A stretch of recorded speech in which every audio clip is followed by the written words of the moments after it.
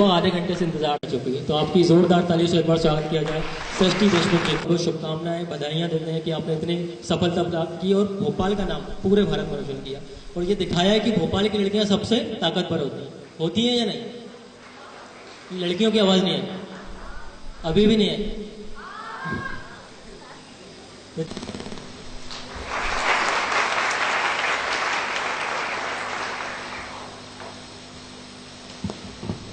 नहीं, आप इनसे अच्छे से वाकिफ हैं, लेकिन फिर भी औपचारिकता के तौर पर मैं आपको इनका, आप भोपाल के कॉर्मल कॉन्वेंट हायर सेकेंडरी स्कूल से पढ़ी हुई हैं।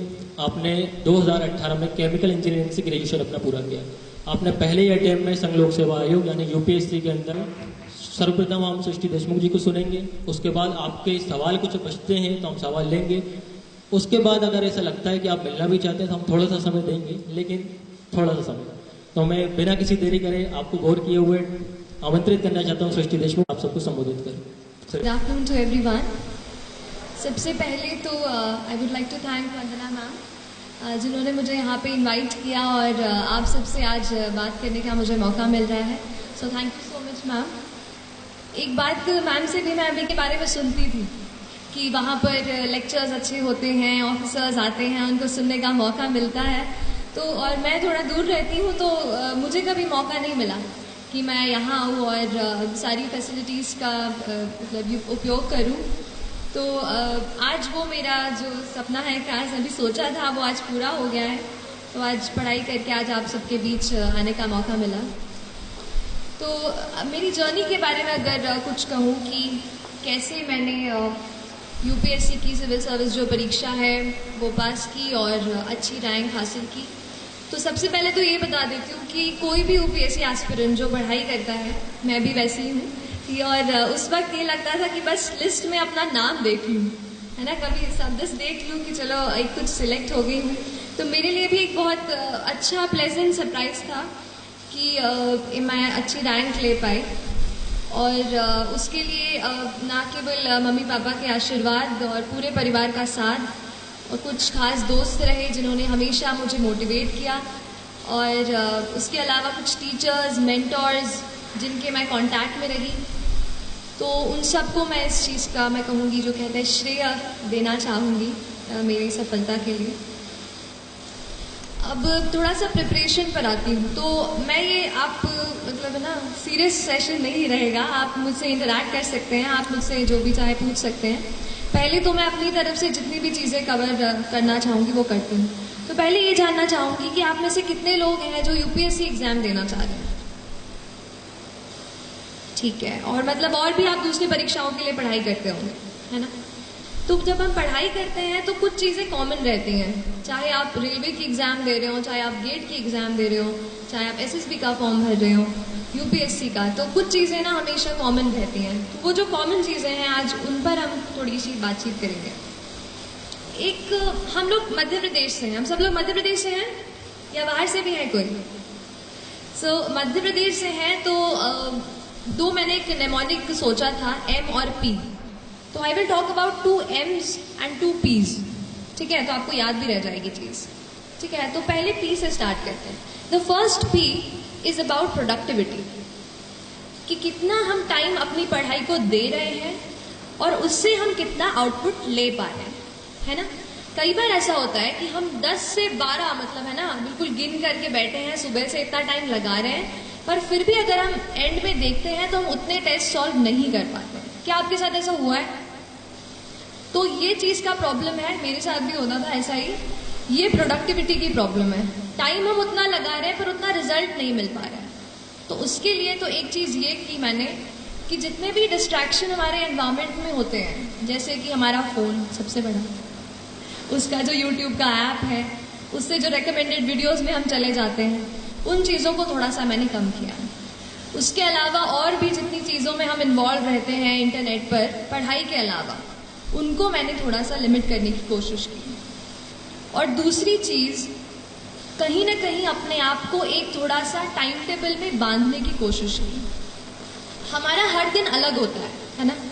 कभी किसी दिन पढ़ने का मन करता है, कभी किसी दिन पढ़ने का मन नहीं करता है, लेकिन फिर भी हमको एटलीस्ट 5 to 6 आवर्स मैं कहूँगी, अगर आप किसी भी एग्ज़ाम की तैयारी कर रहे हैं माफ़ कीजिएगा, आप लोग पीछे बैठे हैं, मैं आपको देख नहीं पा रही हूँ, बट तो कोई भी एग्ज़ाम जो है वो 5 to 6 आवर्स आपको रोज़, मतलब मैं कहूँगी कंसिस्टेंटली आपको देने की ज़रूरत है ना।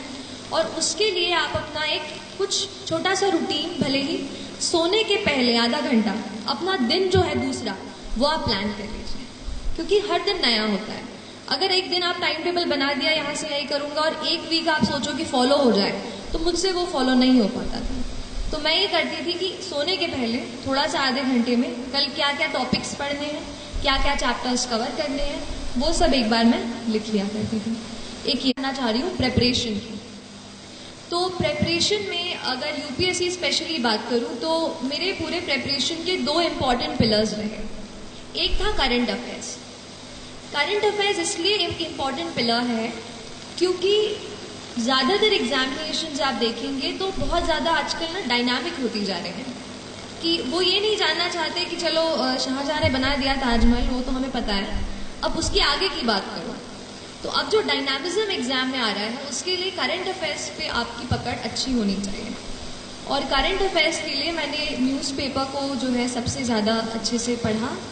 पहले इंडियन एक्सप्रेस, मतलब पहले तो द हिंदू पढ़ती थी, फिर जब इंटरव्यू मेरा पास आया तो फिर मैंने द इंडियन एक्सप्रेस भी शुरू किया पढ़ना।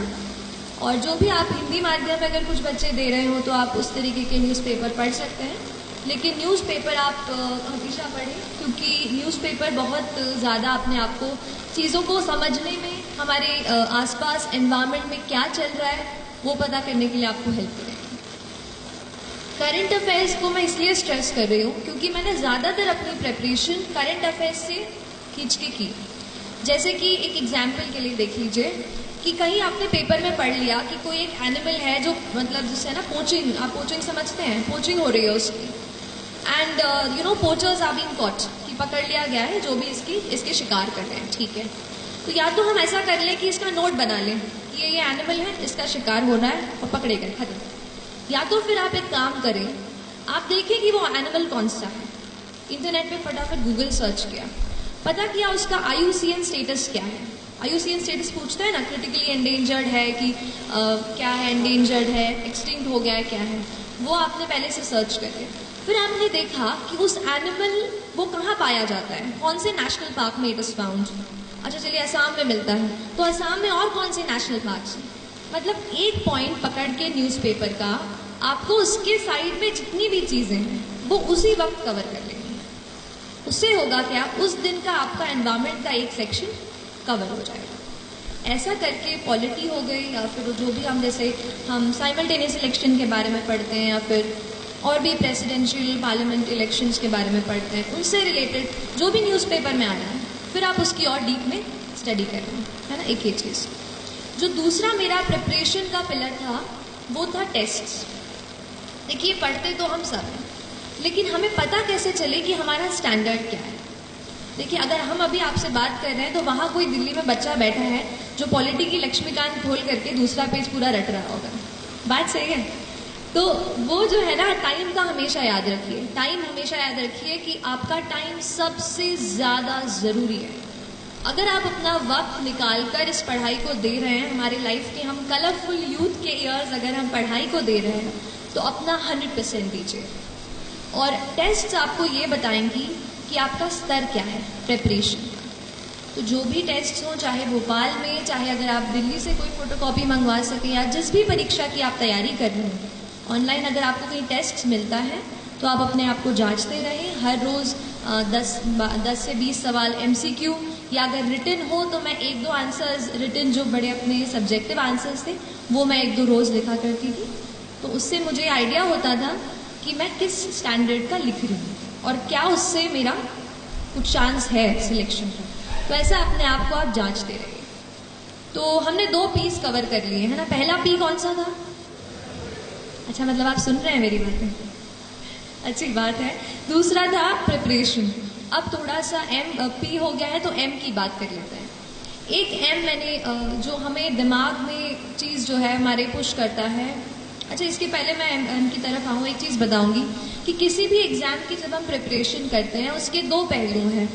एक, आप क्या पढ़ते हैं, कौन सी किताबें पढ़ते हैं, कितने टेस्ट लगाते हैं, कितने घंटे देते हैं, ठीक।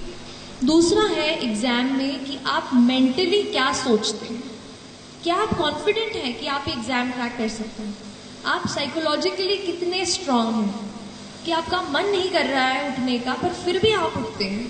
वो चीज़ है आपका मेंटल करेज, और उसको आपको बिल्ड करना बेहद बेहद ज़रूरी है। मैं कहूँगी 60% ये मेंटल करेज है और ये 40% जो पढ़ाई है।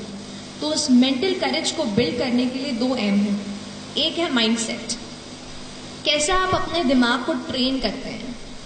देखिए एक बात होती है, जैसे आप खड़े हैं वहाँ पर, चलिए आपको नहीं कह रही, जैसे हम कभी पढ़ते हैं तो हमें लगता है कि आज मैं बहुत थक गई हूँ, आज बिल्कुल पढ़ने का मन नहीं है, अब तो पढ़ ही नहीं पाऊंगी। तो ये क्या है, आपका दिमाग आपको बोल रहा है कि आप नहीं कर सकते, आप नहीं कर सकते। हम अपने दिमाग से कई बार कंट्रोल हो जाते हैं। हमें करना यह है कि हमें अपने दिमाग को कंट्रोल करना है। हमें उसको बताना है कि नहीं, आज अगर मैंने सोचा है कि मुझे ये चैप्टर कंप्लीट करना है तो मैं करके रहूँ। तो आपको अपने दिमाग को कंट्रोल करना होगा, ठीक है। जब तक हम अपने माइंड को, अपने हार्ट को नहीं एक जगह फोकस कर पाएंगे, तब तक हम अच्छे से फोकस नहीं कर पाएंगे। तो ये चीज़ आप अपने आप को ज़रूर बताते रहिए। और जो दूसरा एम की मैं बात करती हूँ वो है मोटिवेशन। तो कई बार ऐसा पूछते थे, मैं भी जब पढ़ रही थी तो इंटरनेट पे ऐसे यूट्यूब पे सर्च करती थी हाउ टू स्टे मोटिवेटेड। तो लेकिन वो चीज़ मुझे बाद में समझ आई कि बाहर का कोई इंसान मुझे नहीं बता सकता कि how will I stay motivated. तो फिर थोड़ा अंदर मुझे झांकना पड़ा और तब मुझे समझ आया कि मैं कैसे मोटिवेट हूँ। तो फिर जब आपको मन करे ना कि आज तो हो गया, आज बहुत पढ़ाई कर ली, तब अपने आप से पूछो कि ऐसा क्या है जिसने मुझे पुश किया कि मैं ये करियर चुनूं। ऐसा क्यों है कि मैं एसएसबी के एग्जाम के लिए बैठ रही हूँ या बैठ रहा हूँ। Why is it. अगर आपका वाई तगड़ा है ना तो आप पूरी जर्नी से अच्छे से निकल जाओगे। इसलिए अपने वाई को, why do you want to join the civil service, why do you want to clear this exam, that is very very important. So don't start कि अगर करूँगा तो अच्छा वो मिल जाएगा, प्रेस्टीज मिल जाएगी। अगर आप प्रेस्टीज को सोचकर अगर आप सिविल सर्विस का एग्जाम देने जा रहे हैं तो माय डियर फ्रेंड्स, ज़्यादा दिनों तक वो आपको मोटिवेट नहीं रख पाएगा। मोटिवेशन आपको कहीं ऐसी जगह से आना चाहिए कि अगर आप कहीं जा रहे हो, किसी बच्चे को देखते हो, किसी दुकान पर काम करते हो, तो क्या आप ये सोचते हैं कि वो बच्चा वहाँ पे नहीं होना चाहिए, वो बच्चा अभी स्कूल में होना चाहिए। क्या हम कुछ कर सकते हैं अपनी पढ़ाई से? क्या हम किसी ऐसे पोजीशन पे पहुँच सकते हैं कि उस बच्चे को वहाँ से निकाल कर स्कूल में भर्ती करा दें?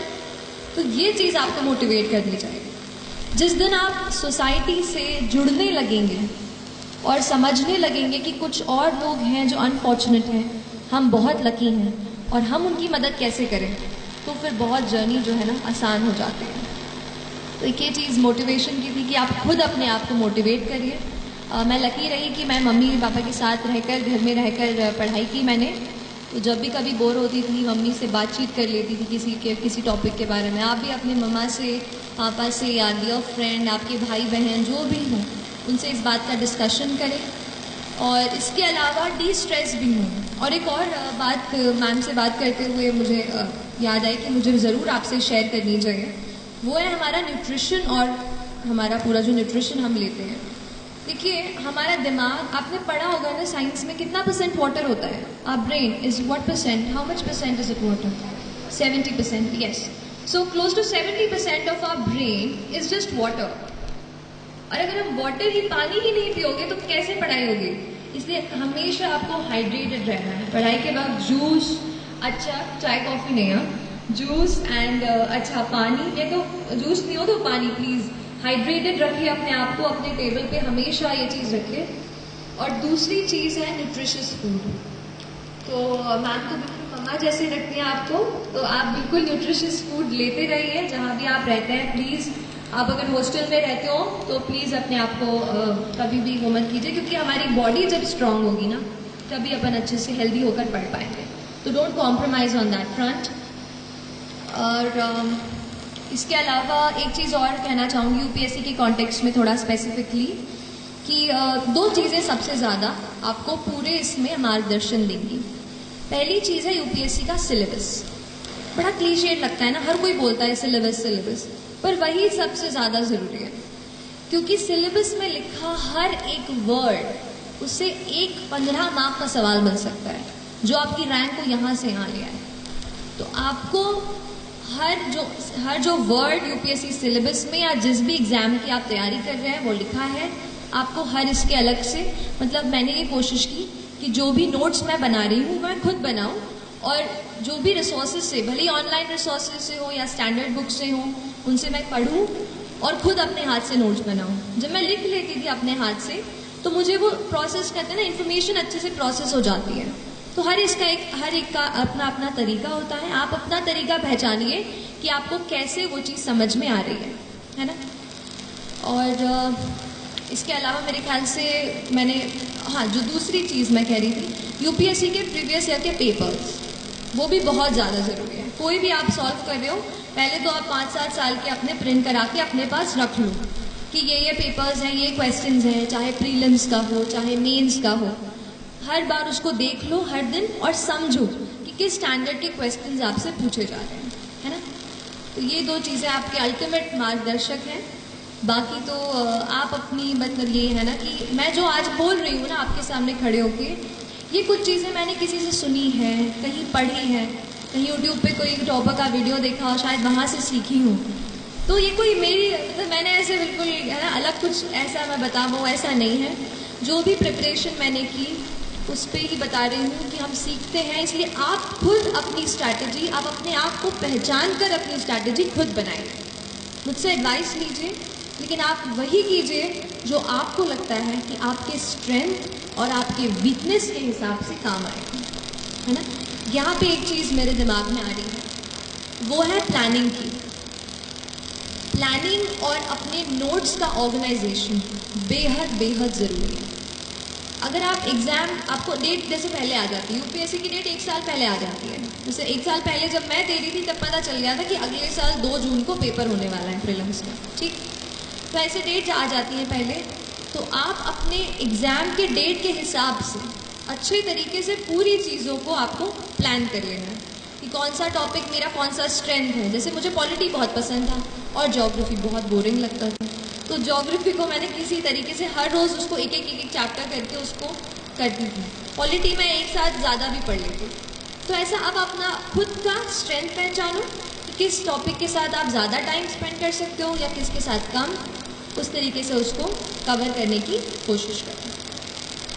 और तो अभी ये तो मैंने ब्रॉड टच कर दिया है। इसके अलावा जो भी आपको सवाल मुझसे पूछने हैं आप पूछ सकते हैं।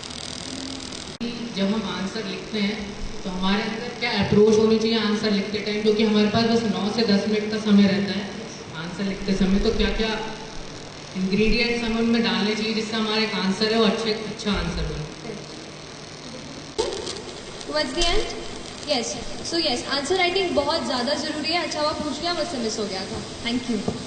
आंसर राइटिंग किसी भी एग्ज़ाम का तो मतलब कह सकती हूँ, लेकिन यूपीएससी एग्ज़ाम के लिए बहुत ज़्यादा ज़रूरी है आंसर राइटिंग। एंड जैसा कि आपने सही कहा कि 9 मिनट मिलते हैं, और ऑप्शनल का पेपर ले लूँ तो अगर थोड़ा हायर मार्क का हो तो 14 मिनट मिलेंगे। ऐसे 9, 11, 14 इतने ही मिनट मिलेंगे एक आंसर को लिखने के, depending on the word limit. तो उसको कैसे लिख पाएँ? अगर आप सोचें कि मैं बिना प्रैक्टिस करके ना उधर ही कोई कर लूँगा टाइम पर, तो सच में नहीं हो पाता है। मुझसे तो मैं आधा घंटा ले लेती थी एक आंसर लिखने के लिए शुरुआत में, है ना।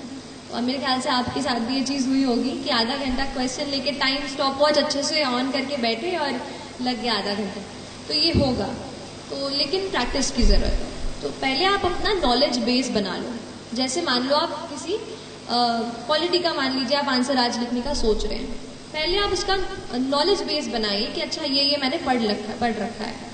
उसके बाद आप आंसर क्वेश्चन को अटेम्प्ट कीजिए। तो क्वेश्चन को अटेम्प्ट करके कुछ ऐसी चीज़ें मैं आपको बताती हूँ जो मैंने उसमें डाली और शायद मुझे लगता है कि उससे अच्छे मार्क्स मिले। कोई भी आंसर अगर केवल जैसे शुरू किया, थोड़ा सा बताया, और वो है ना एक स्टैंडर्ड फॉर्मेट की introduction, then body, then conclusion, ये तो हम लिखते ही हैं। इसके अलावा आप अपने आंसर्स में कुछ फैक्ट्स कोट कर सकते हैं। जैसे कि हम न्यूज़पेपर पढ़ते हैं तो नहीं पढ़ते हैं कि 50% of the Indian population is this, कुछ भी ऐसा डेटा रहता है, जीडीपी का डेटा रहता है, और कुछ, तो ऐसे फैक्ट्स जो हैं आप कोट कर सकते हैं। This is one. नंबर 2, कोई भी कमिटी की रिपोर्ट ऐसे आता है कि जैसे अभी आया था कि justice B N Shri Krishna की रिपोर्ट आई थी, है ना, प्रिवेसी को लेकर के, राइट टू प्रिवेसी को, तो वो एक रिपोर्ट मैंने आंसर में कोट की थी। तो ऐसे कोई भी रिपोर्ट्स और कमीशंस जो बैठते हैं, जैसे आपने पुंची कमीशन, सरकारिया कमीशन, ARC, इनके बारे में सुना होगा, तो इनकी रिपोर्ट्स को आपको वहाँ पे लिखना है कि इनके हिसाब से ये व्यू पॉइंट है। कुल मिला के बात ये है कि हमारा व्यू पॉइंट तो ठीक है, पर हमारे व्यू पॉइंट को एक्सेप्टेबल बनाने के लिए हमें किसी का सहारा लेना पड़ेगा। तो हम उस फैक्ट का सहारा लेंगे या उस कमिटी का सहारा लेंगे, तो हमारी कही हुई बात ज़्यादा एक्सेप्टेबल साबित होगी। आप समझ रहे हैं? तो ये फैक्ट, कमिटी, इसके अलावा आजकल इंडेक्स बहुत आते हैं, जैसे आपने ease of doing business index सुना होगा, है ना। गवर्नमेंट भी उस पर काफ़ी स्ट्रेस कर रही है कि ईज ऑफ डूइंग बिजनेस पे हमारी रैंकिंग और अच्छी हो जाए। तो आप उन इंडेक्सेस को पढ़िए, जैसे एनवायरमेंटल प्रोटेक्शन इंडेक्स आता है, ऐसे, तो इनको भी आप अपने आंसर्स में कोट कर सकते हैं। And as far as time is concern, तो मैंने एक स्टॉप वॉच खरीदी थी छोटी सी, और बस फिर आंसर्स लिख करके अपना टाइम ऑन करके बार बार प्रैक्टिस करती हूँ। हर रोज 1 से 2 आंसर आप लिखो, और अगर आपके पास ऐसे 8 to 9 मंथ्स का टाइम है तो आप उतना डेवलप कर लेते हो स्पीड कि आप उतने टाइम में कर पाओ। बस एक चीज़ और कहूँगी कि आप मॉक टेस्ट ज़रूर दीजिएगा, भले मेंस दे रहे हो या प्रीलिम्स दे रहे हो। मॉक टेस्ट से उस टाइम में कैसे अपने आप को ढालना है वो हम अच्छे से समझ सकते हैं, है ना। और कोई क्वेश्चन? गुड आफ्टरनून मैम, मेरा क्वेश्चन है कि यूपीएससी में जो क्वेश्चन आते हैं, किस तरीके के क्वेश्चन में पैराग्राफ का यूज सूटेबल रहेगा, और जो अनुच्छेद पॉइंट वाइज उनमें कैसे कॉम्बिनेशन होना चाहिए या फिर कैसे डिफरेंस? जी ठीक है, अब बैठ जाइए। तो कई बार ऐसा मतलब आता है, हम डाउट होने में रहते हैं कि पैराग्राफ में लिखना है या पॉइंट्स में, बट ये बहुत ही सिंपल सी चीज़ है। It depends on the demand of the question, ठीक है। अगर क्वेश्चन में ऐसा डिटेल वर्ड आप समझते हैं, एनालाइज, क्रिटिकली एनालाइज, एन्यूमरेट, है ना, ये सब दिया रहता है, एग्जामिन, तो जैसे एन्यूमरेट बोला है तो एन्यूमरेट मतलब तो नंबर में लिखना है, चलो बात पक्की है। अगर कोई और चीज़ आपको खुद समझनी है, जैसे मैं कभी कभार शुरू ऐसे करती थी, पहले डेफिनेशन लिखती थी, इंट्रोडक्शन उससे शुरू कर दिया, फिर मैं उसको डिवाइड करती थी आंसर को, जैसे social, political, economic, legal, environmental. जैसे कोई आपको मुद्दा दे रहे हैं कि ये चीज़ हो रही है और उसका इम्पैक्ट पूछ रहे हैं, right. So you give the social impact, the economic impact, the cultural impact, legal, environmental, ऐसे करके। सो ऐसे पॉइंट्स भी आप लिख सकते हो। So it depends on the nature of the question, point number 1। Number 2, आपको खुद को उसमें वेराइटी लानी है। अगर आप पूरा आंसर पैराग्राफ में लिख देते हैं, जैसे मेरा ऑप्शनल जो था वो सोशियोलॉजी था, अब सोशियोलॉजी में ज़्यादा स्कोप नहीं है कि आप पॉइंट्स डाल पाओ, है ना, थोड़ा सा थ्योरेटिकल सा सब्जेक्ट है समाजशास्त्र, तो उसमें मैं ज़्यादा पॉइंट्स नहीं डाल पाई। पर जैसे पॉलिटी का पेपर हो गया, इकोनॉमी का पेपर हो गया, इसमें मैं काफ़ी पॉइंट्स में वो किया है। तो आप उसी के बेसिस पे प्रैक्टिस करें और उस तरीके से आप उस क्वेश्चन के हिसाब से डिसाइड करें कॉम्बिनेशन क्या होना चाहिए। ज़रूरी नहीं है पूरा आंसर पैराग्राफ में या पैरा में हो, पैराग्राफ में या पॉइंट्स में हो, दोनों चीज़ें आप मिला सकते हैं। और कोई सवाल? कि आपका जैसे सोशियोलॉजी ऑप्शन था, तो उसमें जो पेपर 1 है वो थोड़ा स्टैटिक है, बट जो पेपर 2 है वो डायनामिक नेचर का है थोड़ा, तो उसके लिए रिसोर्सेज क्या है और स्ट्रैटेजी क्या रही आपकी? कि मैंने केमिकल इंजीनियरिंग से ग्रेजुएशन किया है, लास्ट ईयर कंप्लीट किया, तो बहुत मन में सवाल थे।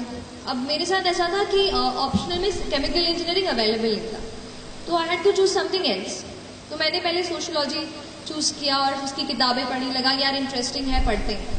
अगर बुक लिस्ट पे आऊँ तो मैंने ट्रायल एंड एरर से बुक्स ढूंढी हैं, किसी टॉपर्स ने सजेस्ट की थी, उनकी बुक्स देखी, और फिर कुछ खुद ही मैंने पढ़ के उनके नोट्स बनाए। तो पेपर 1 के लिए तो काफ़ी सारे, जैसे हैरलम्बस एंड हील्ड तो सब पढ़ते हैं, जो ऑरेंज वाली पतली किताब आती है हैरलम्बस एंड हील्ड, वो एक मैंने पढ़ी थी। और अगर पेपर 2 पे आ जाऊँ सीधा, जो आपके क्वेश्चन पे कि काफ़ी डायनामिक है, तो नंबर 1 न्यूज़पेपर्स तो आपको पढ़ना है बहुत तरीके से, क्योंकि न्यूज़पेपर्स में कुछ ऐसी चीज़ें आप पढ़ लेते हैं which you can directly quote in your answers.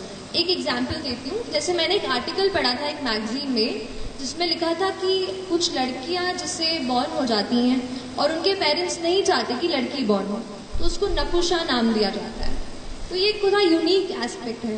तो अगर किसी गर्ल चाइल्ड के बारे में कोई सवाल हो तो आप उसमें एग्जाम्पल दे सकते हैं कि किस तरीके से हमारे कल्चर में एक ऐसा वर्ड अब आ गया है कि if a female child is unwanted उसको हम क्या नाम देंगे।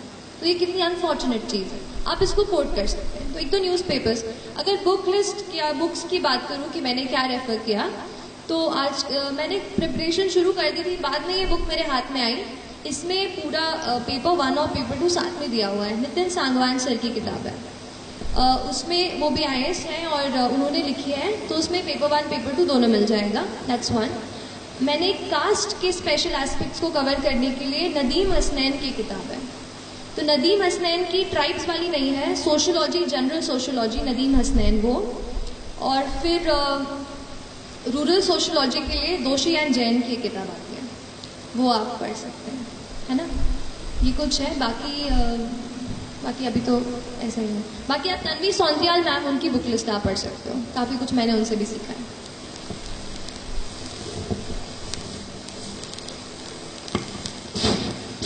Good morning ma'am. तो क्या आप बता सकते हैं कि आपने सोशियोलॉजी कैसे ऑप्शनल सेलेक्ट किया? क्योंकि हम इंजीनियरिंग फील्ड से करते हैं और कहीं भी कनेक्शन नहीं है सोशियोलॉजी पॉलिटिक्स या किसी से। फिर आपने कैसे डिसाइड किया कि चलो सोशियोलॉजी चूज कर लेते तो मैं इसमें सही कर पाऊंगी, स्कोर कर पाऊंगी? ठीक है, बैठ जाएगा। तो कैसे चूज किया, जैसे मैं ये टच कर ही रही थी अभी पिछले सवाल में कि सिर्फ केमिकल इंजीनियरिंग नहीं था ऑप्शन में, ठीक है, तो मुझे कुछ और ही चुनना था। अब केमिस्ट्री ना बहुत अलग हो जाती है केमिकल इंजीनियरिंग से, तो फिर मैंने कुछ ऐसा सब्जेक्ट 2 मेरे दिमाग में थे, one was political science, the other was sociology. So I bought the books of both the subjects. Initial जो बुक्स होती हैं वो दोनों सब्जेक्ट्स की मैंने करी थी। आपको भी अगर डाउट आ रहा हो ऑप्शनल में, तो आप 2-3 आपको डाउट आ रहा हो उसकी किताबें आप ले लो, जो बेसिक उसकी बुक्स हैं उनको आप एटलीस्ट एक वीक के लिए पढ़ो। उसके बाद आपको खुद समझ में आ जाएगा कि कौन सा सब्जेक्ट है जिसके साथ में सबसे ज़्यादा टाइम बिता सकता हूँ। क्योंकि ऑप्शनल जो है, जैसे यूपीएससी में 500 मार्क्स का है, तो it really makes a change to your score. तो ऐसा ही सब्जेक्ट चूज कीजिए विच यू इंजॉय रीडिंग, जो आपको एक बर्डन ना लगे, है ना। कोई ट्रेंड्स पे या कितना स्कोर कर रहे हैं टॉपर्स, ये सब पे मत जाएगा। आपका पर्सनल इंटरेस्ट है, उसके बेसिस पर ही आपको ऑप्शनल चूज करना है ना। तो बेसिक बुक्स पढ़िए और थोड़ा एफर्ट ज़्यादा डालना पड़ेगा, अगर इंजीनियरिंग के अलावा हो तो थोड़ा डालना पड़ेगा, पर कोई बात नहीं, है ना। किसने कहा था कि चीज़ें सब आसान होंगी लाइफ में, तो करनी पड़ती है यार। लेकिन सच बताऊं तो अगर आप थोड़ा सा एफर्ट डालते हैं ना, तो सच में चीज़ें जो है ना, एक ये चीज़ भोपाली वाली कनेक्शन वाली बात बता रही हूँ कि हम भोपाल में रहते हैं, दिल्ली नहीं जाते। मतलब मैं दिल्ली नहीं गई हूँ प्रेपरेशन के लिए, मैंने इंटरव्यू देने के लिए, उसकी प्रैक्टिस करने के लिए दिल्ली गई थी। तो अपन नहीं सोचते हैं कि दिल्ली वाले कुछ अलग पढ़ते होंगे और बहुत सारा पढ़ते होंगे और अपना हो पाएगा कि नहीं। तो ऐसे सवाल मेरे मन में भी थे लेकिन फिर भी कहूँगी कि थोड़ा अपने आप को बांधो, थोड़ा डिसिप्लिन में रहो, थोड़ा सा मोटिवेट रखो, दृढ़ निश्चय रखो, और बड़ा सपना देख लिया है ना तो अपने आप को उसमें पूरा झोंक दो। सोचो कि अब लाइफ में और कुछ नहीं है, जब तक ये नहीं करूँगी ना, ये करूँगा नहीं ना, तब तक कुछ नहीं होने वाला मेरा, ना मेरा ना किसी और। तो उस तरीके का एटीट्यूड, एक फायर, एक वो पैशन अपने आप में आपको जगाना पड़ेगा। That passion will drive you and that passion will take you places. और अगली बार जब मैं यहाँ पर, आप नहीं, मैं नहीं, आप जब यहाँ पे खड़े होंगे तो मुझे ज़रूर बुलाना, ठीक है? ठीक है, तो जो भी सुन रहे हो प्लीज़ आप लोग अच्छे से करनी है। और जब आप यहाँ पे मैडम आपको फ़ोन करके बुलाएं कि बेटा आओ, चलो आप भी बताओ यहाँ पे, तो ज़रूर मुझे भी बताना है। ऐसे ही मतलब ये कहना चाह रही हूँ कि उतनी फायर आपके अंदर होनी चाहिए। ड्रीम बिग, है ना, बड़ा सपना देखने से बिल्कुल मत डरो। लाइफ सबकी चैलेंजिंग होती है, किसी को फाइनेंशियल कंस्ट्रेंट्स होते हैं, कुछ इमोशनल कंस्ट्रेंट्स होते हैं, मेरे साथ भी ऐसी चीज़ें थी।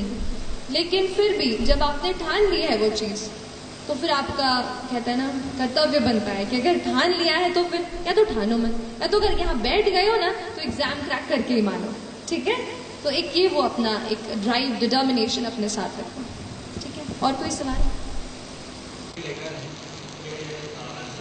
में सबसे जरूरी स्टेप होता है कि हम उसको चेक करवाएं या करें। तो हम भोपाल में ही आंसर राइटिंग करें तो उसको चेक कैसे करें, क्योंकि हर कोई दिल्ली नहीं जा सकता। ठीक है, तो मैम क्योंकि इंडिपेंडेंट प्लेटफॉर्म है, आपने सुनी होगी, वहाँ पर मैं आंसर्स अपने डालती थी, है ना। क्योंकि यहाँ पे अगर कोई टीचर नहीं मिल रहा है, कोई मेंटर नहीं मिल रहा है जो चेक कर रहा है, तो वहाँ पे फेलो एस्पिरेंट्स होते हैं जो अपने वहाँ पे डालते हैं। आप उनके आंसर रिव्यू करो, वो आपके आंसर रिव्यू करेंगे। ऐसा ही करके मैं सीखी हूँ शुरू में, जब क्योंकि लगता नहीं था कि इतनी बड़ी टेस्ट सीरीज खरीदूंगी और उसको सच में यूज भी कर पाऊंगी कि नहीं। तो जब तक आप उस स्टेज पर पहुंच रहे हैं, आप ऐसे ऑनलाइन फोरम्स का यूज कर सकते हैं। इनसाइट्स ऑन इंडिया एक है, दूसरा IAS बाबा आपने सुना होगा यूपीएससी के लिए वो, और तीसरा फोरम IAS। ऐसे करके मैंने 3 वेबसाइट से मैं जुड़ी रही और उन पे आंसर्स मैं अपने डालती रही, है ना।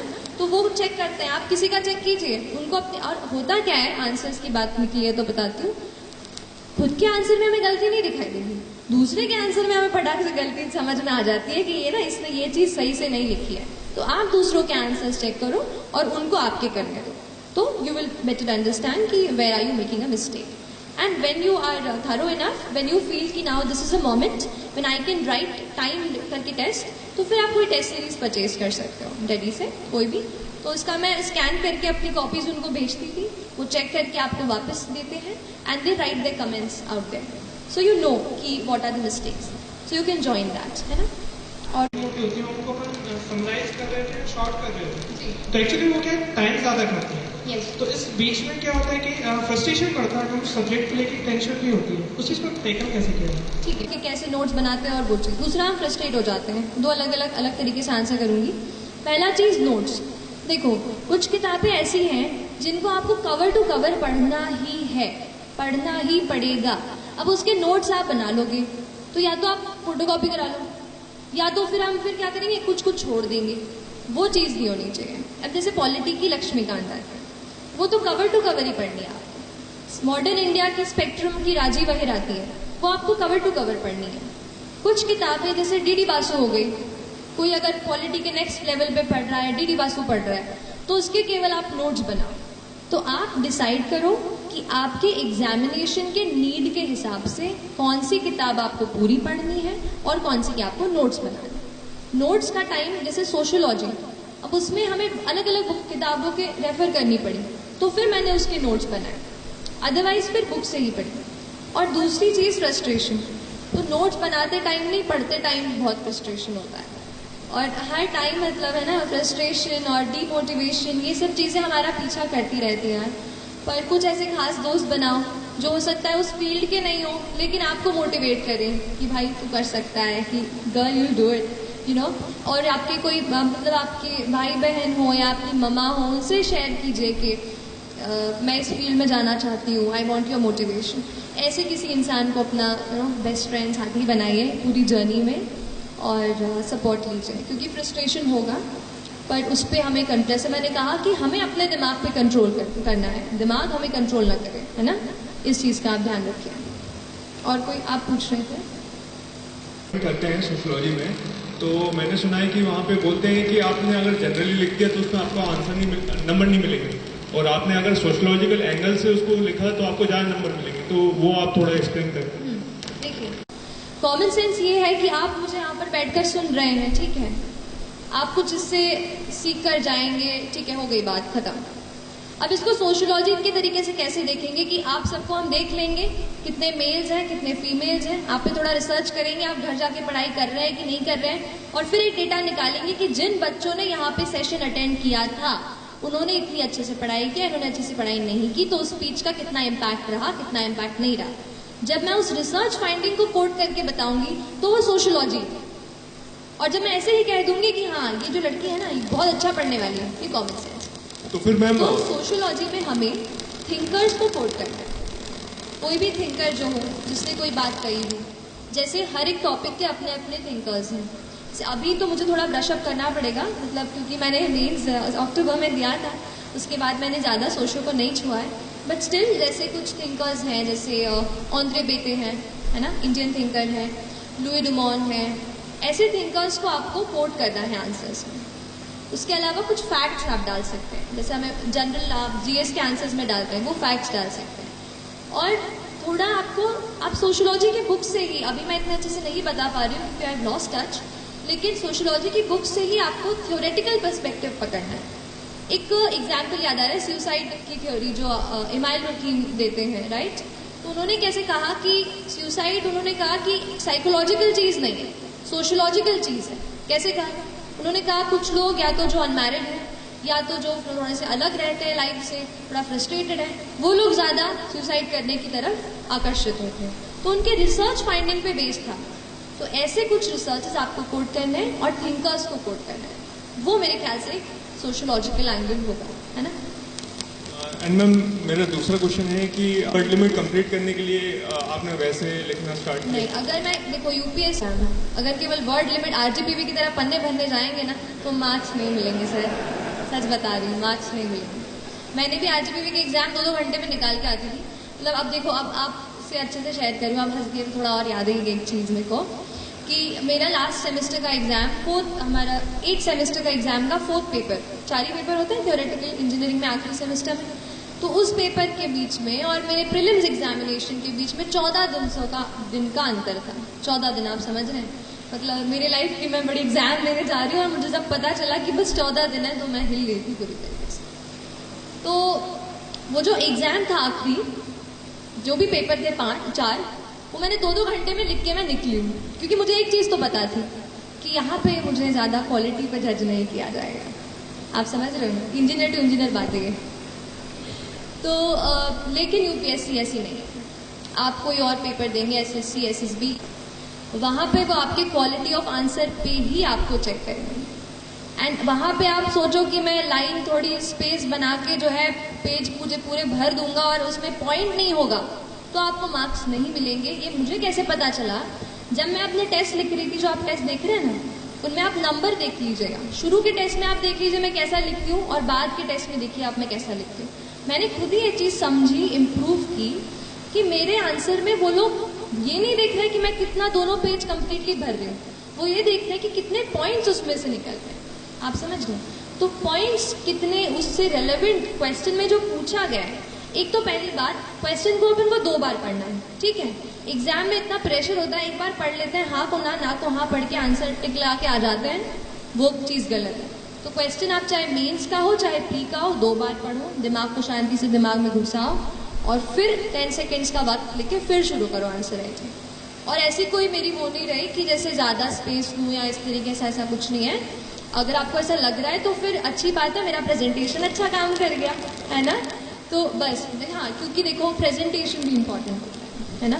एक चीज़ पे आ जाती हूँ कि देखो कोई एग्जामिनर आपकी कॉपी चेक कर रहा है, उसे कोई मतलब नहीं है सृष्टि देशमुख कौन है, कोई मतलब नहीं। उसके लिए बस एक गड्ढा है कॉपी का, राइट। अपने लिए वो अपनी पूरी लाइफ की वो है ना मेहनत अब उनको दे रहे हैं। तो आप कैसे दूसरों से अलग आपकी कॉपी चमके, इस बात पे आपको थोड़ा वर्क करना पड़ेगा।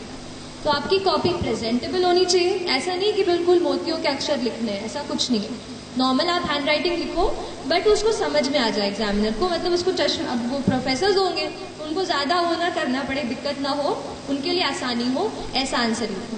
प्रेजेंटेबल भी हो, थोड़े बहुत, जैसे आपने पूछा था ना कि आप क्या आंसर में करते हो, तो मैंने थोड़े फ्लो चार्ट वगैरह भी बनाए।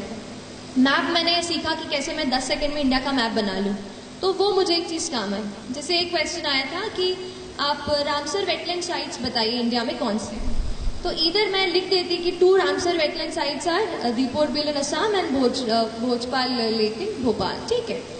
मैंने क्या किया, छोटा सा मैंने 10 सेकंड में फटाक से एक मैप बनाया, वहाँ पे असम के साइड पे एक गोला बना के वहाँ लिख दिया दीपोर बिल और इधर लिख दिया भोजपाल लेक। तो उससे क्या हो गया, प्रेजेंटेशन इंप्रूव हो गया। हो सकता है आधा मार्क मैंने वहाँ एक्स्ट्रा चुरा लिया। ऐसे करके आपको अपने आंसर्स को इम्प्रूव करना है और ये प्रैक्टिस से आएगा।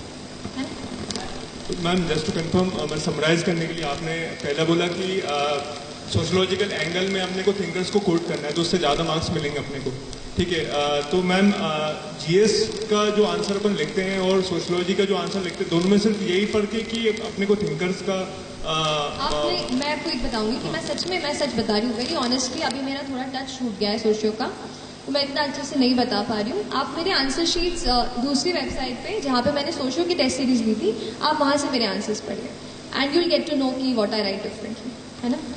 बाकी अब मैं इनको चांस दूँ प्लीज़, है ना, पूछने के लिए। ये कुछ स्पेशल फोकस एरिया जो जिस पर ध्यान दिया जाएगा। ठीक है। मेरे मार्क्स आए, मुझे अभी भी पता चला कि 98 कट ऑफ गया था, वो तो पहले पता चल गया था।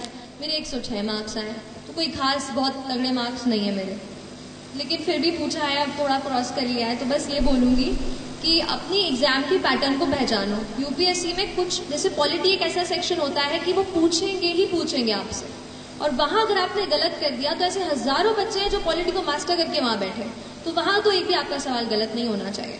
तो पॉलिटी को आप पूरा पक्का करके जाओ। पिछले साल मॉडर्न हिस्ट्री से भी बहुत ज़्यादा सवाल आए थे, तो उसको भी आपको अच्छे से कवर करना है, ठीक है। तीसरी चीज़, करंट अफेयर्स में जो एनवायरमेंट पूछा जाता है वहाँ से भी क्वेश्चंस आए हैं, तो करंट अफेयर्स का एनवायरमेंट। फिर मुझे याद आ रहा है गवर्नमेंट स्कीम्स जो है वो भी बेहद ज़रूरी है ना। प्रधानमंत्री उज्ज्वला योजना, ये योजना, वो योजना, सारी योजनाओं को लिख लो एक पेज पे कि ये इस मिनिस्ट्री की है, वो उस मिनिस्ट्री की है, और वैसे उसको याद करने की कोशिश करो, है ना। तो ये कुछ इंपॉर्टेंट पॉइंट्स हैं, पॉलिटी और modern history, environment, current affairs. और हाँ, आजकल ना बुद्धिज़्म जैनिज़्म से बहुत सवाल आने लग गए हैं। पिछले साल ही 2 सवाल आ गए, तो अब वो मुझे कहीं नहीं मिला, तो मैंने एग्जाम के एक दिन पहले बस विकिपीडिया का बुद्धिज़्म और जैनिज़्म का पूरा पेज पढ़ लिया। उसी से वो स्थानकवासी मुझे आ गया और एक मैत्रेय करके क्वेश्चन था वो मुझे आ गया। तो ऐसे कुछ आपको खुद ढूंढना पड़ेगा कि कौन सा कहाँ से पूछ रहे हैं, क्योंकि आप गारंटी तो नहीं ले सकते कि एनसीईआरटी पढ़ लिया है तो एनसीईआरटी से सवाल आ ही जाएगा। थोड़ा सा आपको एलिमिनेशन टेक्निक से भी प्रैक्टिस करना पड़ेगा, है ना। एलिमिनेशन आप समझते हैं कि ये नहीं है, ये तो हो ही नहीं सकता, ये इसमें डाउट है, और ये, तो इन दोनों में फिर कौन सा बेस्ट है, ऐसा एलिमिनेशन करके भी आपको आंसर्स पे पहुंचना होगा। मैं कहूँगी 100 सवालों में से 30 से 35 सवाल आपको डॉट श्योर आने चाहिए। उसके बाद के जो 20-25 हैं उस पर आप खेल सकते हैं कि कहाँ कौन सा है, कौन सा थोड़ा बहुत दिमाग लगा के इंटेलिजेंट गेस, है ना, ऐसा रैंडम गेस भी नहीं लगाना है, इंकी पिंकी टाइप्स, है ना। तो प्लीज, अच्छे होते हैं जिन्हें छोड़ना ही होता है, जो किसी को नहीं आता, तो वहाँ ये मत सोचो कि अरे इतनी पढ़ाई की है, ये सवाल तो मुझे करके ही जाना पड़ेगा, नहीं। वहाँ पे अपने आप को बोलो कि ये किसी को नहीं आ रहा होगा, मुझे भी नहीं आ रहा, नेगेटिव नहीं करा के आऊँगा, ऐसा है। थोड़ा अपनी स्ट्रैटेजी आप खुद बनाओ कि 100 क्वेश्चंस को मैं कैसे अटेम्प्ट करने वाला हूँ, ठीक, हाँ, है ना, ठीक है। तो इन्होंने ये पूछा कि मेंस में हम जो नोट्स बनाते हैं उनको किस तरीके से टॉपिक वाइज अरेंज किया मैंने, और कैसे मुझे फिर एग्जाम में मैंने कैसे उसको किया कि मुझे उस टाइम पे याद हो जाए। देखिए, यूपीएससी की स्पेसिफिक बात करूं तो GS2 और GS3 का पेपर ऐसा है जो ज़्यादा से ज़्यादा आपका डायनामिक से आ जाएगा। जो आप न्यूज़पेपर पढ़ेंगे ना, GS2 GS3 आपका वहाँ से रोज कवर होता जाएगा। तो उसके लिए तो आंसर राइटिंग ही मैंने की, और आंसर राइटिंग से ही मुझे टॉपिक्स पता चल गए थे कि ये। जहाँ तक नोट्स की बात है, तो जो भी एडिटोरियल आते थे ना द हिंदू में या इंडियन एक्सप्रेस में, उनके मैं नोट्स बनाती थी। तो कोई जैसे टॉपिक हो गया उसका अलग से प्लेन पेज में, और हाँ, प्लेन पेजेस को इसलिए स्ट्रेस कर रही हूँ क्योंकि आंसर वहाँ पे आंसर शीट में प्लेन शीट ही मिलती है, वहाँ रूल शीट नहीं मिलती। तो आप शुरू में लिखोगे तो वैसा, तो कभी ऐसा जाएगा, तो आपको प्रैक्टिस करनी है ताकि स्ट्रेट आप अच्छे से लिख पाओ।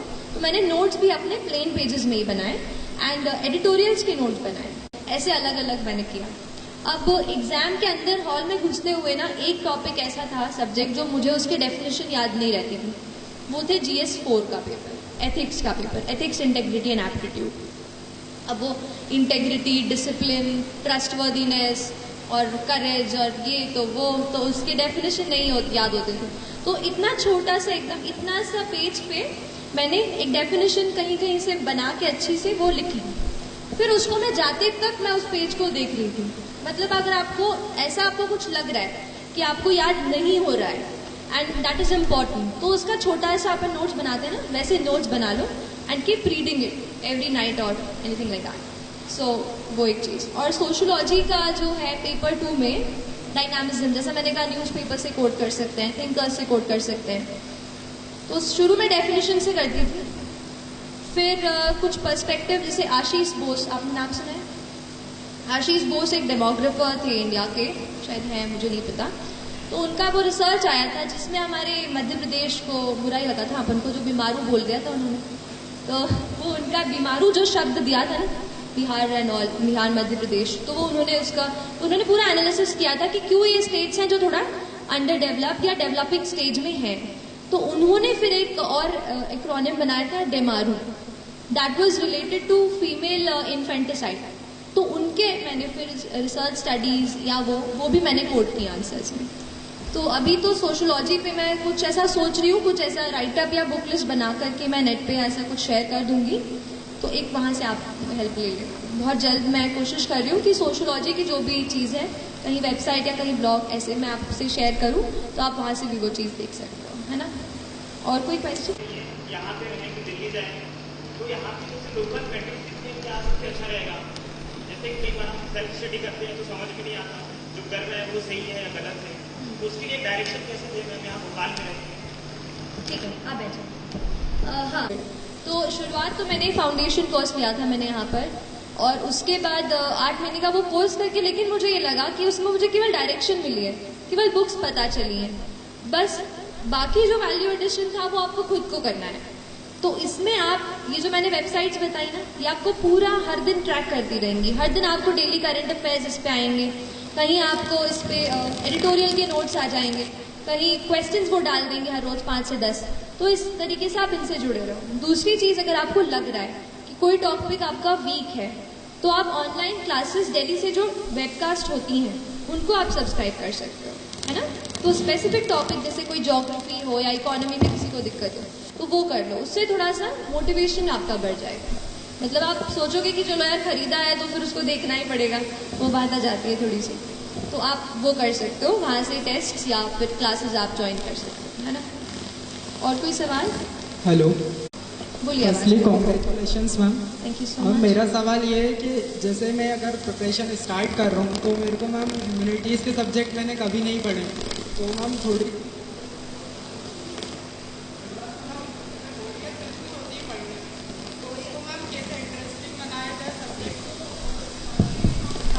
तैयारी, तो शुरुआत में प्रिपरेशन से शुरू किया जाए ताकि हम आगे उसमें वर्क कर सकें। ठीक है, तो ह्यूमैनिटीज़ पढ़ना शुरू किया है तो सीधा बुक से शुरू मत करो।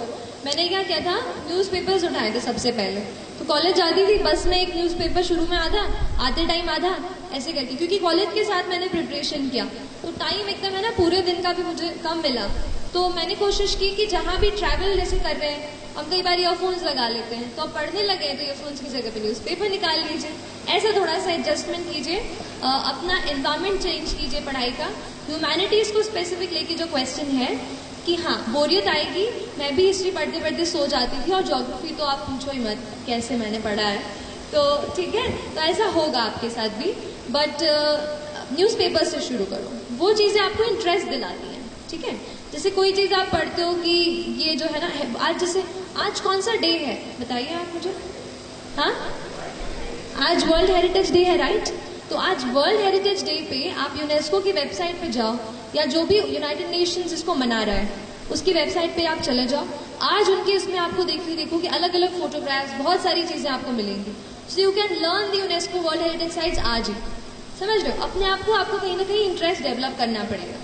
ज़रूरी नहीं है बिल्कुल कि बुक खोल के बैठे तो इसको ही कवर करना है। इंटरनेट से हेल्प लो, इंटरनेट बहुत मुझे भी हेल्प किया, बहुत ज़्यादा, उससे भी मैंने थोड़ी वैरायटी आ जाती है उससे। तो ऐसे अलग अलग सोर्सेज से पढ़ाई करो। और जैसे अगर हिस्ट्री बोरिंग लग रही है तो कभी उसके साथ कोई और ऐसा सब्जेक्ट का कॉम्बिनेशन बना लो जो आपको इंटरेस्टिंग लगता हो, है ना। तो अपने आप को रिवॉर्ड दो, कभी एक चॉकलेट खा लो रात को, पढ़ाई अच्छी कर ली हो तो, किसी को आइसक्रीम पसंद है वो खा लो। देखो मैं कह रही हूँ ना, अपने सबको सब बोरियत होता है यार, इतनी पढ़ाई अपन को नहीं जमती है, बट कर लेते हैं ना, तो सच को अपने दिल को भी थोड़ा ट्रिक करो, है ना। तो बोरियत तो होगी, but we have to manage anyhow. Anybody else? My question is, what you did in your last month before prelims, and why did you shift from Hindu to Indian Express, and how do I make balance among solving mocks, revising static, focusing on current affairs and CSET also efficiently in coming days? So that's my confusion, ma'am, actually in your question. True. बहुत important 40 days about. तो इतने time में आप कुछ test लगा चुके होंगे, तो उन टेस्ट को आप ये समझो कि वो नेचर ऑफ मिस्टेक जो आप कर रहे हैं वो क्या है। देखो गलतियां हम सब करते हैं, मेरे भी 90 मार्क्स ही आया करते थे ऐसे मॉक में इतने दिन पहले, 80, 90, 70, तो मुझे लगा ये 110 का आंकड़ा तो मैं पार नहीं कर पाऊंगी, ऐसा होगा। तो लेकिन आपको क्या करना है, आपकी जो मिस्टेक कहाँ हो रही है उसको आप पकड़ो। अच्छा मिस्टेक कैसे, नॉलेज का गैप है क्या, कहीं कोई चीज़ मैंने कि मुझे 3 में से 1 आ रहा है फिर भी मैं अटेम्प्ट कर रहा हूँ और वो नेगेटिव हो जा रहा है, वो पकड़ो। कभी कभार हम सिली मिस्टेक कर देते हैं, ए का बी, बी का डी मार्क कर देते हैं। तो क्या ऐसी मिस्टेक है? अपने नेचर ऑफ मिस्टेक को एनालाइज करो, और अगर आपको ये लगता है, मेरे साथ ऐसा हुआ था कि मेरा नॉलेज का गैप सामने आ रहा था कि this thing I have not studied, तो उस टाइम पे फिर मैंने पेपर लगाना कम कर दिया और थोड़ा अपनी रीडिंग पे, स्टडी पे फिर से फोकस किया। ठीक है, तो आप स्टडिंग पे फिर से जाओ, जो आपका वीक एरिया है, जहाँ आपके क्वेश्चंस गलत हो रहे हैं, आप उसको फोकस करो। और क्या सवाल आपने इसके साथ पूछा था? हाँ ठीक है, न्यूज़पेपर नहीं, तो I just correct myself if you got me wrong. It was only after I had done my mains, when I got an interview call, then I started reading one more newspaper. Otherwise, so the Hindu is only thing which you have to read for civil service. Otherwise, आप जो online articles आते हैं, जैसे live mint, right, live mint पे काफ़ी articles आते हैं। PRS legislative research आपने सुना होगा, वहाँ पे आर्टिकल्स आते हैं, तो वो आप पढ़िए। इंटरव्यू में ये रहता है, थोड़ा सा ओपिनियन आपको ज़्यादा पता होना चाहिए, क्योंकि एक ही ओपिनियन पढ़ेंगे तो उनके सामने मल्टी डिमेंशनल आंसर नहीं बता पाएंगे। इसलिए फिर मैंने आफ्टर इंटरव्यू कॉल फिर मैंने दूसरा पेपर उठाया। बाकी तो एक भी खत्म नहीं होता यार पूरा, दूसरा कैसे पढ़ेंगे, है ना। टेस्ट एंड यू फाउंड कि आपकी अभी गलती हो रही है, तो फिर आप स्टडी पे जाओ ना, है ना। बाकी एनीवेज कमिंग टू, जैसे लास्ट मैं कहूँगी 15-20 डेज में आप 1 वॉक पर डे ऐसा करके, और थोड़ा उसी टाइम में, जैसे पेपर का एडमिट कार्ड आ जाएगा तो पेपर का टाइम पता चल जाएगा, राइट, 9 से 11 है क्या है, तो उसी टाइम में बैठ करके, यहाँ पे बॉटल रखी, यहाँ पे वॉच रखी, वैसे ही टाइम में अपने आप को बैठ के प्रैक्टिस करवाओ। ठीक है, क्योंकि गर्मी बहुत होने वाली है 2 जून को, तो अपने आप को उस एनवायरनमेंट में भी ढालना बहुत ज़रूरी है। तो इस प्रकार से कर सकते हो, कभी 1 मॉक पर डे, नहीं तो 50 क्वेश्चंस पर डे, या तो मिक्स लगा लिया कभी, या कभी लग रहा है कि आज मुझे एनवायरनमेंट का रिविजन करना है तो एनवायरनमेंट के 50 सवाल लगा लिए, ऐसा। It depends totally on you कि आपकी नीड क्या है, आपको नीड पहले अपनी खुद की पहचाननी है ना। और कोई सवाल? और एक ही बार दिए हैं, बट जर्नी से मुझे ये लगा when I was into the process of preparation कि यूपीएससी आपको कोई बायस नहीं रखता है। देखिए, आप समझने की कोशिश कीजिए, पीटी आया, पीटी गया, पीएमटी आया, पीएमटी गया, पर यूपीएससी की जो ऑथेंटिसिटी है, जो उसकी क्रेडिबिलिटी है, वो आज तक मेंटेन है। आज तक जो बच्चे उसमें से सिलेक्ट होते हैं, वो आज IAS officers, IPS, all India service, IRS में जाके सर्व कर रहे हैं। तो उस एग्जामिनेशन और उस इंस्टीट्यूशन की जो क्रेडिबिलिटी है वो बेहद हाई है, और वो इसलिए क्योंकि वो कोई बायस नहीं रखते हैं कि हिंदी माध्यम का बच्चा है या तेलुगु माध्यम में लिख रहा है तो उसको हम नहीं वो करेंगे। तो मुझे नहीं लगता कि उस इंस्टीट्यूशन में कोई बायस है। अगर कोई कमी आ रही है, जो मुझे लग रहा है, जिसकी वजह से जैसे हम देखते हैं कि हिंदी माध्यम में जो छात्र दे रहे हैं उनका अगर रेशियो कम है, तो मेरे पर्सनल ओपिनियन में शायद जो है ना, मटेरियल का दिक्कत आ रहा है। आजकल इंग्लिश में इंटरनेट पे वेबसाइट्स है, सब इंग्लिश में रहती है, तो उनसे, जैसे मैं इंग्लिश मीडियम से थी तो मैं कोई भी वेबसाइट पे जो भी मटेरियल हो उसको मैं एक्सेस कर पा रही थी। पर शायद अगर कोई हिंदी माध्यम का छात्र है उसके लिए शायद मटेरियल की दिक्कत आ रही है। लेकिन मेरे ज्ञान में आया है कि कुछ कोचिंग्स ऐसी हैं या कुछ जैसे वेबसाइट्स हैं जो हिंदी में ही मटेरियल प्रोवाइड करते हैं। तो अगर आपका माध्यम हिंदी हो तो ये मन में बिल्कुल ना सोचिए कि यूपीएससी आपसे भेदभाव करेगा या उससे आपको कम मार्क्स देंगे। अगर आप में काबिलियत है, आप सही तरीके के आंसर्स लिखते हैं, जो पूछा है वो आप बताते हैं, तो आपको ज़रूर ज़रूर मार्क्स मिलेंगे, है ना। और कोई सवाल? Thank you so much. मेरा क्वेश्चन ये है कि जब आंसर राइटिंग करते हैं मेन्स के लिए तो बहुत लेंथी हो जाता है, और कभी कभी स्पीड मेंटेन नहीं हो पाती, और स्पीड होती है तो क्वालिटी मेंटेन नहीं हो पाती है, और बहुत प्रैक्टिस करने के बाद भी नहीं हो पाता है पूरे पेपर शॉर्ट। ठीक है, अगर प्रैक्टिस करने के बाद एनालिसिस पे ज़्यादा टाइम दो अपने आंसर पे। आप तो खुद का आंसर लो कि देखो कि मैं कितना, ये टॉपिक है, चलो ठीक है। जब हम लिख लेते हैं और टाइम का कंस्ट्रेंट नहीं रहता, तब आप आराम से सोच सकते हो कि इस सवाल में मुझसे ये पूछा था कि 1857 के रिवोल्ट के बाद में इंडिया पे क्या इम्पैक्ट पड़ा, और फिर अगर ये नहीं होता तो क्या होता, ऐसा कुछ जो भी मन से सवाल बना रहे। तो वैसा सवाल आप क्या मैंने उस क्वेश्चन के नीड को, डिमांड को एड्रेस किया है कि नहीं, क्या मैंने ऐसे पॉइंट्स डाले हैं कि नहीं। तो भले ही आप सवाल लिखने, आंसर लिखने में आप 15 मिनट दे रहे हो, तो आंसर के एनालिसिस में आप भले ही 45 मिनट्स दो, पर analyse the question thoroughly. whether or not I am able to address the demand of the question जो पूछा गया है, ठीक है। एनालिसिस करके आप समझ जाओगे कि यहाँ क्वालिटी की दिक्कत है। तो फिर मैं कहूँगी शुरू में आप टाइम मत सोचो, आप सोचो ठीक है जितना टाइम ले रही हूँ लेने दो, धीरे धीरे वो हो जाता है। आप एकदम अपने आप को टाइम के कंस्ट्रेंट में मत बांधो, क्वालिटी पे ज़्यादा फोकस करो, है ना। एंड एक और चीज़ है, क्योंकि इन्होंने एक सेकेंड इनका सवाल क्योंकि गर्ल ने पूछा था, I just share one fact with you. 759 बच्चे सिलेक्ट हुए इस साल, ठीक है, फाइनल लिस्ट में यूपीएससी की। And there are just 182 girls ma'am, just 182 out of 759, मतलब हम 50-50 हैं। और यहाँ पर हमारा इतना जेंडर इम्बैलेंस है। तो मैं सारी गर्ल्स जो अभी मुझे सुन रहे हैं, टेल यू प्लीज़ प्लीज़ खूब सारा अच्छे से पढ़ाई करो। ये जो जेंडर इम्बैलेंस चल रहा है ना 759 में से बस 182, ये हमें बढ़ाना है बस सिलेक्शंस, ठीक है। तो प्लीज़ ऑल द गर्ल्स, हमारे पास डिस्ट्रैक्शन कम होते हैं ना, दोस्त नहीं होते बाहर ऐसे घूमने फिरने के लिए ज़्यादा, तो उस चीज़ का थोड़ा फ़ायदा उठाओ और अच्छे से प्लीज़ अपने आप को डेडिकेट होकर पढ़ाई करो please. This message is specially for girls, otherwise तो सबके लिए ही बोल रही हूँ। आप पूछिए प्लीज़। जब हम स्टडी करते हैं उस टाइम कुछ डेटा ऐसा होता है जो हमें याद नहीं रहता है, और आंसर राइटिंग करते टाइम या टेस्ट सीरीज देते टाइम हम वो फॉरगेट कर जाते हैं, ठीक है। तो इससे क्या होता है ना, हमारी स्टडी में जो हम और आगे करने वाले होते हैं तो थोड़ा डिप्रेस्ड हो जाते हैं और माइंड सेट नहीं बनता। देखिए डेटा की जाने क्या किया, एक डेटा कॉपी करके, डेटा बुक करके एक अलग से छोटी सी नोटबुक बना ली। तो जो भी मुझे डेटा जहाँ भी मिलता था सब कुछ मैं उसमें नोट कर लेती। जब एक चीज़ एक जगह पे एक वो सारी कैटेगरी की चीज़ एक साथ आ जाती है ना, तो याद करना आसान हो जाता है।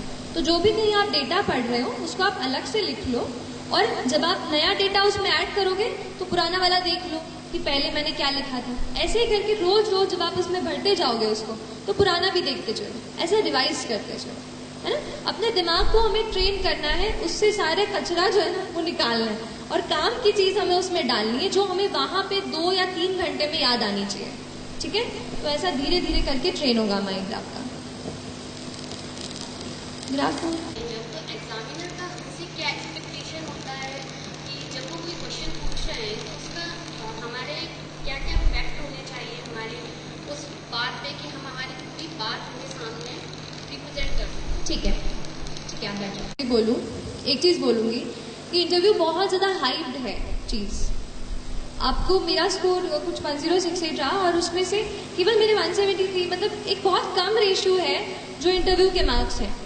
तो मैं ही कहूँगी जब तक आप उस स्टेज पे पहुँचोगे ना कि जब आप इंटरव्यू दे रहे हैं तब आप इतना पढ़ लेते हो कि आप दूसरे का इंटरव्यू ले लोगे, ठीक है। तो नॉलेज में तो कोई दिक्कत नहीं आएगी। अब कमिंग टू द फैक्ट कि यूपीएससी क्या एक्सपेक्ट करता है, देखिए वो आपसे नॉलेज कूद चुका है, वो प्रीलिम्स आपसे पूरा निकलवा चुका है, 100 MCQ आपसे करवा लिए, फिर ना 90 सवाल भी मेंस में उन्होंने सॉल्व करवा लिए। अब उन्हें आपके नॉलेज से इतनी वो नहीं है, डाउट्स नहीं है। अब वो आपको देखकर ये समझना चाहते हैं कि क्या ये कैंडिडेट इज ही और शी फिट, कि हम इसको इतनी रिस्पॉन्सिबिलिटी दे पाए, क्या इसमें वो इतना पेशेंस है, क्या वो अपने आप को एक्सप्रेस कर पा रहा है। क्योंकि जॉब ऐसी है ना कि आपको लोगों से जुड़ा रहना पड़ेगा। अगर आप अपने आप को कैबिन में बंद करके बस फाइल पुश करते रहेंगे तो असली में हम इम्पैक्ट नहीं डाल पाएंगे। तो क्या वो एक्सप्रेस कर पा रहा है अपनी चीज़ को, और कॉन्फिडेंट रहूँ, क्योंकि देखिए सारी चीज़ें सबको नहीं आती, हम एनसाइक्लोपीडिया तो नहीं है, तो कहीं कोई चीज़ रह जाएगी। मेरे भी इंटरव्यू में एक सवाल उन्होंने पूछा था कि कुछ ऐसा पूछा था कि आप केमिकल इंजीनियरिंग से हो तो पॉलीमर्स का एग्रीकल्चर में क्या यूज़ होता है। अब वो चीज़ मुझे उस वक्त नहीं याद आई, तो मैंने थोड़ा 5 सेकेंड रुकी, फिर मैंने कहा कि sir I am unable to recollect at this moment, I will read about it. तो ऐसा करके मैंने वो सवाल वो किया और फिर वो दूसरे सवाल पे आ गया। तो ऐसा कुछ नहीं है कि आपको हर चीज़ आनी चाहिए, इट्स जस्ट दैट आपका जो डिटेल्ड एप्लीकेशन फॉर्म है, जो बैकग्राउंड है, you should know everything about it. जैसे मैंने अपनी स्कूलिंग कामिल से की तो मैंने थोड़ा कामिल की हिस्ट्री पढ़ ली कि बाई चांस उनका नाम इस पे अटक जाए तो वो उससे कुछ पूछ ले। तो ऐसा आप करो और बैकग्राउंड अच्छे से प्रिपेयर करो and be ready and be confident. They just want you to be confident so that you express yourself well and you're patient even when they try to heckle you। मतलब वो कुछ ऐसा करे कि आपको थोड़ा अजीब लगे, और उस वक्त भी आप अपना ध्यान ना खोएं और अच्छे से उत्तर दे सकें। मेरे ख्याल से वो इतना ही एक्सपेक्ट करते हैं, क्योंकि बाकी की ट्रेनिंग तो वो देंगे हमको, बस अब स्टूडेंट की तरीके से हमें जांचते हैं, तो इतना कुछ नहीं है। और कोई आप पूछना चाह रहे थे? मैम वो क्या कोर्स पेपर होता है जो एथिक्स होता है, उसमें नंबर की मार्जिन बहुत कम होती है, आप उसको फेस कैसे किए? क्योंकि मेरे सब्जेक्ट जो मैं क्लियर कर रहा तो फोर्थ पेपर में थोड़ा अच्छा ठीक है। देखिए, फोर्थ पेपर यूपीएससी की परीक्षा की बात कर रहे हो क्या? और एमपीपीएससी में भी होता है ना ethics, integrity and aptitude, MPPSC में भी होता है, राइट। तो मेरे ख्याल से इस पेपर में 2 पार्ट्स हैं। एक तो अपना जो थियोरेटिकल पूछेंगे कि क्या क्या क्वालिटीज रिक्वायर्ड हैं ऐसा करके, जहाँ पे मैंने डेफिनेशन की बात की थी ना कि जहाँ पे अगर हम छोटी छोटी डेफिनेशन याद करके लिख जाए उनको यूज कर सकते हैं। I think GS4 is about quality content. देखिए, डिसिप्लिन, किसी को बोले व्हाट इज डिसिप्लिन, कोई कुछ लिखेगा, कोई कुछ लिखेगा। आपको कुछ ऐसा लिखना है कि वो एग्जामिनर एक बार पढ़े तो सोचे अरे हाँ यार ये इसने कोई तगड़ी बात बोली है, और कुछ एग्जाम्पल लगाइए आप अपने रियल लाइफ के। जैसे एक एग्जाम्पल मैं थोड़ा सा अपने रियल लाइफ से करके गई थी कि ऑनेस्टी कितना रहते हैं सिविल सर्वेंट। तो अपना जो लाइसेंस होता है, आप सब में से किसके पास लाइसेंस है? Driving licence? बस गाड़ी सब चलाते हैं? अरे यार ऐसा मत कर। तो लाइसेंस का ऐसा हुआ था कि वहाँ पे मैं गई और फिर कोई कह रहे थे जैसे रिलेटिव कि आप ये इनको पे कर दो एजेंट को और वो आपका लाइसेंस बनवा देगा। मैंने कहा नहीं, जो ऑफिशियल प्रोसीजर है उससे करेंगे। मुझे 5 दिन लग गए, 5 दिन मुझे ऑफिस के चक्कर काटने पड़े, बट एटलीस्ट मेरे मन में वो सेटिस्फैक्शन रहा कि मैंने ऑफिशियल प्रोसीजर से किया है और किसी एडिशनल इंसान को, मिडिल मैन को पैसा नहीं दिया है। तो एक वो चीज़, जैसे ये पर्सनल एक्सपीरियंस की बात होती है, तो कोई ऑनेस्टी पे कोई पूछ रहा है कि how will you be honest, तो आप कोट कर सकते हो कि ये मेरा पर्सनल एक्सपीरियंस है। ऐसा नहीं आपने कहीं एनेक्डोट पढ़ लिया, किसी की बात पढ़ ली कि कुछ। अभी मैं कहीं पढ़ रही थी मध्य प्रदेश में एक ऐसी कहीं जगह है, जगह की नाम नहीं याद आ रहा है, जहाँ पे लड़कियाँ मैकेनिक का काम सीख रही हैं। तो वहाँ पर जो है बहुत अचंभा हो रहा है, बहुत सारी लड़कियां जो और बाहर जैसे काम के लिए नहीं जा पा रही हैं, वो गांव में ही अपने वहीं पे जिला में ही जो भी गाड़ियां आती हैं उनको रिपेयर कर देती हैं। तो कितनी यूनिक बात है। तो विमेन एम्पावरमेंट की कोई बात चल रही हो एथिक्स के पेपर में, तो ऐसा कोई एग्जाम्पल आप कोट कर सकते हो। तो एक ये चीज़ आप डेफिनेशंस, और दूसरी चीज़ जो केस स्टडीज़ की आती है ना, हमें सिचुएशन दे दी जाती है कि you are in this situation, now what will you do. तो इसकी प्रैक्टिस आप करो। कुछ एक बुक आई थी एथिक्स, इंटेग्रिटी एंड एप्टीट्यूड की, जिसमें केस स्टडीज़ ही दी थी बस। तो वो बुक मैंने ली थी, उन केस स्टडीज़ को मैंने अच्छे से पढ़ा और फिर मैंने अपना पर्सपेक्टिव सोचा कि मैं अगर उस पोजीशन में हूँ तो एक एथिकल इंटीग्रल मतलब ऐसा ऑफिसर मैं क्या सोचूंगी उस वक्त, वो घर पे आपको प्रैक्टिस करनी है। और एथिक्स का जनरली पेपर लंबा होता है, तो उसका राइटिंग की स्पीड आपको ध्यान रखनी पड़ेगी। तो ये 2-3 चीज़ें है ना आपको। और कोई Any more questions here? It's taking too much long and thanks to ma'am. जो हम इंग्लिश मीडियम के लिए जो है रिसोर्सेज बहुत ज़्यादा हैं, तो हिंदी मीडियम वाले बच्चों के लिए रिसोर्सेज कम है। Yes. तो मैम जो हम आंसर राइटिंग करते हैं तो हम हमारी कॉपी कैसे चेक करें? देखिए, मैं ऐसे चीज़ों के कांटेक्ट में नहीं आई हूँ जो हिंदी मीडियम वाले उसको करते हैं, लेकिन मुझे ऐसा लगता है कि लास्ट 5 को रिजल्ट आया था, आज 18 तारीख। ऐसे बहुत सारे लोगों से मैं मिली हूँ जो इस इंडस्ट्री में काम कर रहे हैं एज ए टीचर या एज एन एस्पिरेंट। तो मैं उनके साथ कोशिश करूँगी कि मेरे से जितना हो पाए ये चीज़ बढ़े, क्योंकि ये मैं समझती हूँ कि हिंदी मीडियम के लिए थोड़ा सा मटेरियल का प्रॉब्लम हो रहा है। तो देखते हैं, बट आपसे ये कहूँगी थोड़ा सा मेहनत आपको थोड़ी ज़्यादा करनी पड़ेगी। आप थोड़ा नोट्स आप खुद अपने बनाओ और कुछ किताबें हैं उनको जो हिंदी में दी हैं उनको पढ़ो, या कोई इंग्लिश में पढ़ के इजी इंग्लिश जैसे थोड़ा बहुत तो आप समझ सकते हैं ना, तो उसको आप अपने आप पढ़ा लें। और जो हिंदी टेस्ट सीरीज लगाते हैं देते हैं है ना, जो आपके आंसर्स चेक करके आपको दें, ऐसे कुछ मैं समझती हूँ। क्योंकि मध्य प्रदेश में हम हैं और काफ़ी हिंदी माध्यम के बच्चे हैं, तो आप ऐसे किसी टीचर्स से जुड़िए।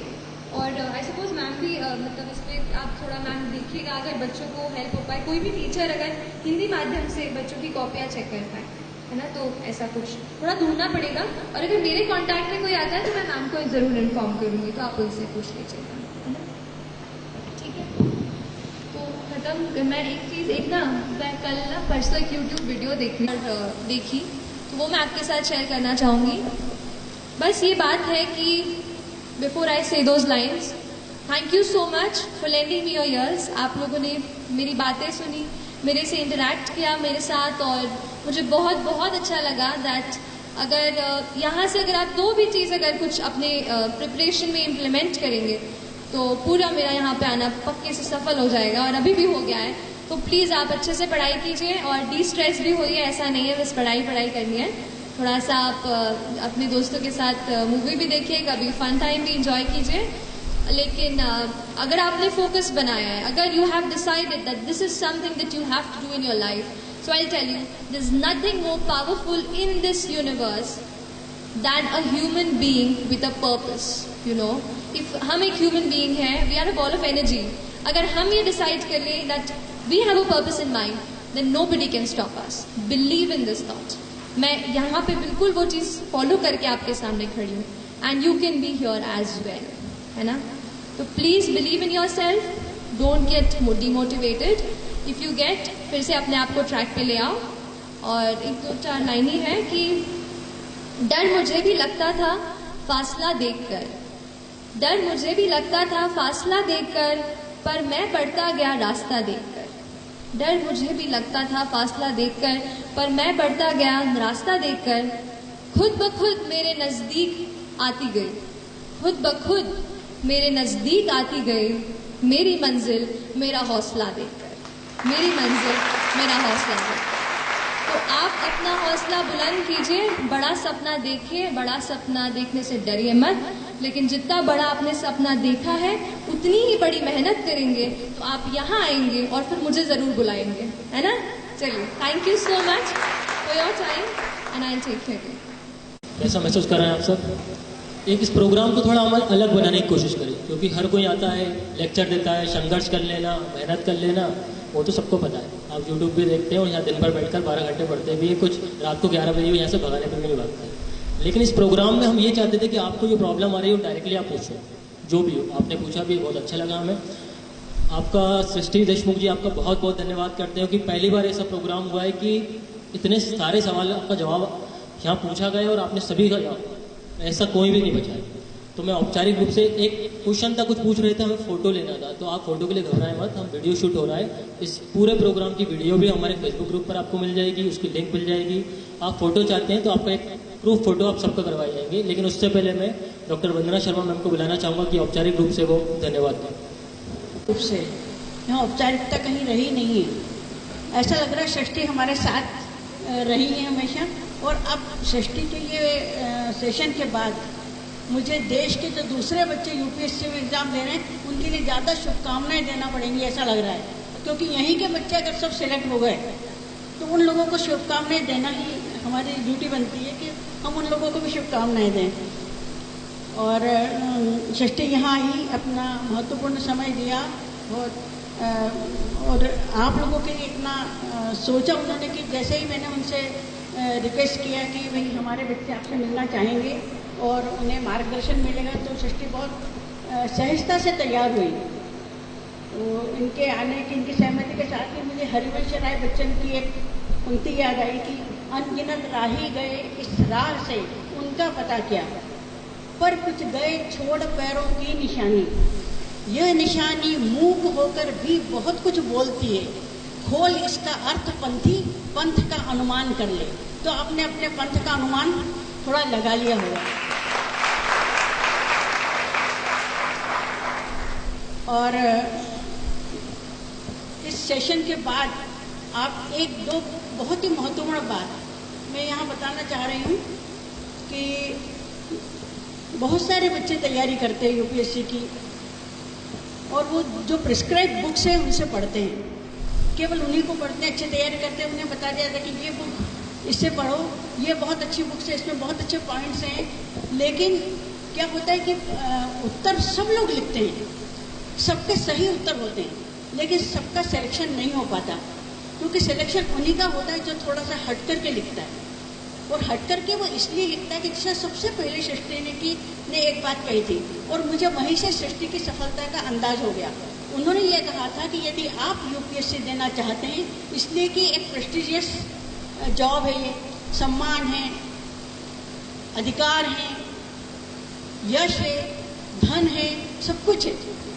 लेकिन यदि एक उद्देश्य हमने ये बना लिया कि हमें इसलिए बनना है कि जैसे हमने किसी गरीब बच्चों को देखा कि ऐसे बच्चों को सबको पढ़ना मिल जाए, मतलब जितना ज़्यादा आपकी पढ़ाई का संबंध आपके प्रेस्टिजियस लाइफ से न होकर के समाज की चिंता को लेकर के होगा, उतनी चिंता आपकी बढ़ेगी, उतना चिंतन बढ़ेगा, आपका लिखने का स्टाइल बनेगा, क्योंकि आप अपने लिए नहीं सोच रहे हैं, आप सोच रहे हैं किसी एक खास समस्या को लेकर के, अपने देश की चिंता को लेकर के, देश के किसी ऐसी बात को लेकर के। बहुत बार हम सुनते हैं कि बहुत साधारण परिवार में पड़ी हुई बच्ची, चाहे वो उसके पिता टांगे चलाने वाले हैं या कोई एक बहुत ही गरीब कृषक है, उनके बच्चे यूपीएससी में उन्होंने अच्छा रैंक मिला उन्हें, इसका कारण ये नहीं है कि उन्होंने बहुत पुस्तकें घोंट डाली होगी, इसलिए कि वो जिस परिवेश में रही है उस परिवेश को लेकर के चिंतित रही होंगी या वो बच्चे चिंतित रहे होंगे, और उस चिंता ने उनको चिंतन दिया होगा, और उस चिंतन ने उनको लगन दी होगी, और लगन से उन्होंने परिश्रम किया होगा, और परिश्रम से उन्हें सफलता मिली होगी।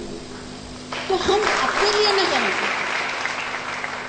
केवल ये ध्यान दें कि हमें यूपीएससी क्लियर इसलिए करना है कि हम बड़े अधिकारी बनेंगे, तो ऐसा सोच करके बहुत बच्चे एग्जाम देते हैं, लेकिन सफलता उन बच्चों को मिलती है जो अपने साथ साथ एक चिंता को लेकर के चलते, एक चिंतन को लेकर के चलते, एक समाज से जुड़े हुए होने का, समाज को कुछ देने के भाव को लेकर के जो लोग जुड़ते हैं, उनकी सफलता निश्चित है, तय है, क्योंकि वो जब लिखते हैं तो उनके लेखन में जरूर दूसरे बच्चों से अंतर होता होगा और उनका लेखन उनसे दूसरों से श्रेष्ठ रहा होगा।